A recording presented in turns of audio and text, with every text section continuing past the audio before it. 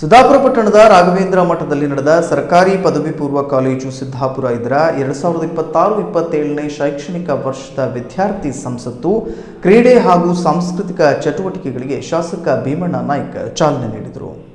ಸಭಾ ಕಾರ್ಯಕ್ರಮ ಉದ್ಘಾಟಿಸಿದ ಶಾಸಕ ಭೀಮಣ್ಣ ನಾಯ್ಕ ಮಾತನಾಡಿ, ವಿದ್ಯಾರ್ಥಿ ದಶೆಯಲ್ಲಿ ಪಠ್ಯದ ಜೊತೆಗೆ ಪಠ್ಯೇತರ ಚಟುವಟಿಕೆಗಳಲ್ಲಿ ತೊಡಗಿಸಿಕೊಳ್ಳುವುದು ವಿದ್ಯಾರ್ಥಿಗಳ ಸರ್ವಾಂಗೀಣ ಬೆಳವಣಿಗೆಗೆ ಪೂರಕವಾಗಿದೆ. ವಿದ್ಯಾರ್ಥಿ ಸಂಸತ್ತು ನಾಯಕತ್ವದ ಗುಣ, ಶಿಸ್ತು ಹಾಗೂ ಜವಾಬ್ದಾರಿಯನ್ನು ಬೆಳೆಸುತ್ತದೆ. ಕ್ರೀಡೆ ಮತ್ತು ಸಾಂಸ್ಕೃತಿಕ ಚಟುವಟಿಕೆಗಳು ಮನಸ್ಸಿಗೆ ಮುದ ನೀಡುವುದರ ಜೊತೆಗೆ ದೈಹಿಕ ಹಾಗೂ ಮಾನಸಿಕ ಸದೃಢತೆಗೆ ಸಹಕಾರಿಯಾಗಿದೆ. ಪ್ರತಿಯೊಬ್ಬ ವಿದ್ಯಾರ್ಥಿಯು ಲಭ್ಯವಿರುವ ಸೌಲಭ್ಯಗಳನ್ನು ಸದುಪಯೋಗಪಡಿಸಿಕೊಂಡು ತಮ್ಮ ಭವಿಷ್ಯವನ್ನು ಉಜ್ವಲಗೊಳಿಸಿಕೊಳ್ಳಬೇಕು ಎಂದು ಕರೆ ನೀಡಿದರು.